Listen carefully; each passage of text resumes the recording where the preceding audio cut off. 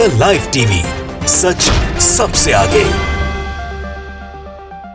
नमस्कार, the live TV आप देख रहे हैं। आपके साथ मैं हूं आदित्य कुमार। हमास ने जब पहली बार इजराइल पर हमला किया तो उसकी राजधानी तेल अवीव की तस्वीरें देखने लायक थी। उस वक्त वहां पर सन्नाटा पसरा हुआ था। जो सड़कें रोजाना चहल पहल जहां देखने को मिलती थी, वहां सन्नाटा पसर गया था। इजराइल को समझ नहीं आ रहा था क्या हो रहा है, लेकिन इजराइल जिस तरीके से गाजा पट्टी के लोगों को निशाना बना रहा है, हमास इसका मुंह तोड़ जवाब दे रहा है।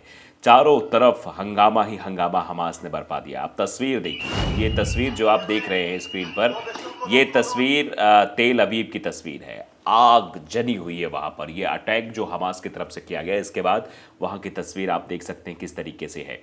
गाड़ियाँ धू धू कर जल रही हैं। ये रॉकेट अटैक जो हुआ है तेल अवीव पर, उसकी ये तस्वीरें हैं। हमास का लगातार जो है अटैकिंग मोड में हमास लगातार अटैक कर रहा है और ये बताने की कोशिश कर रहा है कि गाजा पट्टी पर जो आपने मासूमों को मारा है, जो आपने बच्चों को मारा है, महिलाओं को मारा है, उनकी आखिरकार क्या गलती थी, ये बताने की कोशिश हमास की तरफ से इस अटैक के जरिए। आप देख सकते हैं किस तरीके की चीज़ें वहाँ पर देखने को मिल रही हैं। वहाँ के हालात किस तरीके से बद से बदतर होते चले जा रहे हैं। इजराइल पर हमास ने किया पलटवार। तेल अवीव और यरूशलेम पर किया हमला, कर दी रॉकेट्स की बारिश। ये देखिए न्यूज़ 18 के हेडलाइंस में सीधे तौर पर लिखा है। हमास ने सोमवार को एक बार फिर इजराइल पर बड़ा हमला बोल दिया। हमास ने तेल अवीव, यरूशलेम समेत आसपास के इलाकों पर रॉकेट्स की बारिश कर दी है। यह हमास का 7 अक्टूबर को शुरुआती हमले के बाद संभवतः सबसे बड़ा हमला है। रॉकेट्स के कारण इन शहरों में अफरा तफरी का माहौल देखा गया और तेज़ आवाज़ में यहाँ सायरन भी बज रहे हैं। लगातार धमाकों की आवाज़ सुनाई दे रही है। इजराइल इन हमलों का जवाब देने की तैयारी कर रहा है, लेकिन तैयारी हो नहीं पा रही है। द टाइम्स ऑफ इजराइल के खबरों की माने तो इस हमले में तत्काल कोई जनहानि की सूचना नहीं है। यह हमला उस वक्त किया गया जब सांसदों की एक बैठक हो रही थी। हालांकि सुरक्षा की दृष्टि से सभी सांसदों को और अन्य लोगों को सुरक्षित स्थानों पर पहुंचा दिया गया है। इजरायली सेना ने सोमवार को कहा कि फिलिस्तीन स्थित हमास आतंकवादी समूह ने गाजा में कम से कम 199 लोगों को बंधक बना लिया है। पहले उन्होंने यह संख्या 120 के आसपास होने का अनुमान लगाया था। मीडिया रिपोर्ट से पता चला है कि अमेरिका, इजराइल और मिस्र राफा सीमा के माध्यम से गाजा में मानवीय सहायता की अनुमति देने के लिए एक संघर्ष विराम पर सहमत हुए हैं। हालांकि इजरायली प्रधानमंत्री बेंजामिन नेतन्याहू के कार्यालय ने इसका खंडन किया था। इजराइल और हमास के बीच युद्ध सोमवार को 10वें दिन में प्रवेश कर गया था। उसके बाद इसके और आगे बढ़ने की आशंका है, जैसा कि आप आज देख रहे हैं। हम ये सोमवार की बात जो कर रहे हैं, आज दिन बृहस्पतिवार है। आप समझ सकते हैं लगातार अभी हमला जो है हमास की तरफ से किया जा रहा है। इधर इजरायली सीमावर्ती शहरों में हमला करते हुए हमास ने एक बार फिर दुनिया को चौंका दिया था। बीते शनिवार को हुई वारदात के बाद से करीब 3900 लोगों की हिंसा में मौत हो चुकी है। इसमें 1300 इजरायली और 2670 फिलिस्तीनी शामिल हैं। इजराइल ने फिलिस्तीनियों से गाजा पट्टी सिटी एनक्लेव के दक्षिण क्षेत्र को खाली करने को भी कहा था। गाजा में करीब 20 लाख लोग रहते हैं। यहाँ इजराइल ज़मीनी हमला करने की तैयारी में है, लेकिन अभी तक वो हमला नहीं कर पाया है। तो ये हमला कैसे करेगा, आप समझ सकते हैं। हमास के लोगों ने बड़ा नरसंहार किया, इस बारे में ही बात की जा रही, लेकिन आप समझिए कि ये नहीं देखा जा रहा है कि किस तरीके से जो बाइडेन को शायद ये नहीं दिख रहा है कि गाजा पट्टी पर किस तरीके का माहौल तैयार किया गया है। आप अंदाज़ा लगा सकते हैं, देख सकते हैं तस्वीरों के माध्यम से किस तरीके की चीज़ें वहाँ पर दिखाई दे रही हैं, कैसे वहाँ के लोगों को निशाना बनाया गया है। जो बाइडेन के बयान से हमास पूरी तरीके से बौखलाया हुआ है।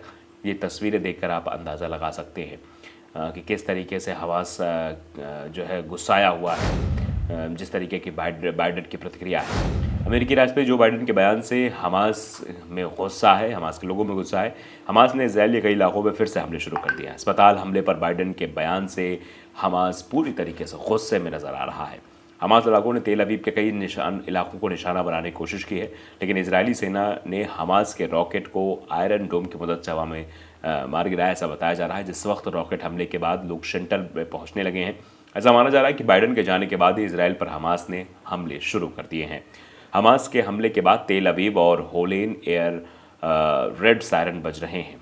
अब वहाँ पर रेड सायरन बजाए जा रहे हैं ताकि वहाँ की स्थिति को काबू में पाया जा सके, क्योंकि ये गुस्सा है हमास का। जिस तरीके से आप देख रहे हैं, जिस तरीके से रवैया है अमेरिका का है, उससे भी नाराज़गी कहीं ना कहीं हमास के अंदर दिखाई दे रही है कि सिर्फ एक पक्षीय बात हो रही है। और पूरे देश में कई ऐसे संगठन हैं, कई ऐसे लोग हैं जो एक पक्षीय बात कर रहे हैं। तो इससे आप अंदाज़ा लगा सकते हैं, जब एक पक्षीय बात होगी तो अंदाज़ा आप लगा सकते हैं कि किस तरीके से गुस्सा भी दिखाई देगा। हमास पर इजराइल के चौतरफा हमले शुरू, रामल्ला में घुसी सेना, तेल अवीव पहुंचे ऋषि सुनक। तेल अवीव ऋषि सुनक भी पहुंचे। ये ताज़ा अपडेट हम आपको दे रहे हैं। अमेरिकी राष्ट्रपति जो बाइडन के इजराइल से रवाना होते ही हमास के साथ जंग और तेज हो गई है। अल जज़ीरा चैनल ने दावा किया है कि इजरायली की सेना ने उत्तरी और दक्षिणी गाजा पट्टी में हमले तेज कर दिए हैं। एयर स्ट्राइक भी की जा रही है, यहाँ तक कि मैदान से भी इजराइल की सेना आगे बढ़ रही है। अल जज़ीरा चैनल के मुताबिक इजराइल की सेना रामल्ला शहर में घुस गई है। राफा में बड़ा हमला बोला गया है। इजराइल डिफेंस फोर्सेस IDF का दावा है कि लेबनान की ओर इजराइल पर हमले किए जा रहे हैं। आरोप है कि हिजबुल्लाह ने लेबनान की ओर से 12 घंटे में 9 बार हमला किया है। इस बीच ईरान और अमेरिका के बीच तनातनी बढ़ गई है। ईरान में अमेरिका बेस पर हुए ड्रोन हमलों के बाद अमेरिका ने ईरान पर और प्रतिबंध लगा दिए हैं। ईरान ने मुस्लिम देशों से अपील की है कि सभी को फिलिस्तीन के समर्थन में आ जाना चाहिए। तो ईरान पूरी तरह के समर्थन में है और ईरान ये अपील भी कर रहा है कि कई जो मुस्लिम देश हैं वो भी फिलिस्तीन के समर्थन में आए। अमेरिका पहुंचकर बाइडन राष्ट्र के नाम संबोधन देंगे और पूरे विवाद पर व्हाइट हाउस का रुख एक बार फिर स्पष्ट करेंगे। इजराइल से रवाना होने से पहले उन्होंने ऐलान किया कि गाजा की सहायता के लिए अमेरिका $100 मिलियन की आर्थिक मदद भी देगा। इस बीच बाइडन के रवाना होते ही इजराइल और हमास पर उसके समर्थित आतंकी संगठनों के हमले तेज हो गए। इजराइल की सेना ने दावा किया है कि इस बीच आज का दिन इसलिए भी अहम है कि ब्रिटेन के प्रधानमंत्री ऋषि सुनक इजराइल पहुंचे हैं और यहां प्रधानमंत्री बेंजामिन नेतन्याहू से मुलाकात भी करेंगे। तो कुछ तस्वीरें भी आई है। अमेरिका राष्ट्रपति ने बताया कि गाजा में राहत सामग्री पहुंचाने के लिए अमेरिका की मिस्र के राष्ट्रपति अब्दुल फतह अल सीसी से भी बात हुई है। वो शुक्रवार तक 20 ट्रकों के साथ प्रारंभिक सहायता सामग्री को गाजा में प्रवेश पर सहमत हुए हैं। तो अमेरिका जब अगर गाजा में सहायता पहुंचाने की बात कर रहा है तो फिर गाजा में वो मेन सुविधाएं क्यों बंद कर दी गई इजराइल की तरफ से? इजराइल से ये बात नहीं की गई है राष्ट्रपति के द्वारा, जो बाइडन के द्वारा। बाइडन ने भी कहा कि अगर हमास के उग्रवादी इस काम में बाधा डालते हैं तो ये मदद समाप्त कर दी जाएगी। बता दें कि गाजा के अस्पताल पर हमले के बाद से तनाव और बढ़ गया है। हमास का आरोप है कि इजराइल की दागी मिसाइल अस्पताल पर गिरी, जिसके बाद 500 से अधिक लोग मारे गए, जिनमें बड़ी संख्या महिलाएं और बच्चे शामिल हैं। वहीं इजराइल का कहना है कि हमास का एक छोटा रॉकेट गलती से अस्पताल पर जा गिरा। बहरहाल अस्पताल पर हमले के बाद से अरब देश भड़के हुए हैं। वहाँ इजराइल के साथ ही अमेरिका के खिलाफ भी हमले हो रहे हैं।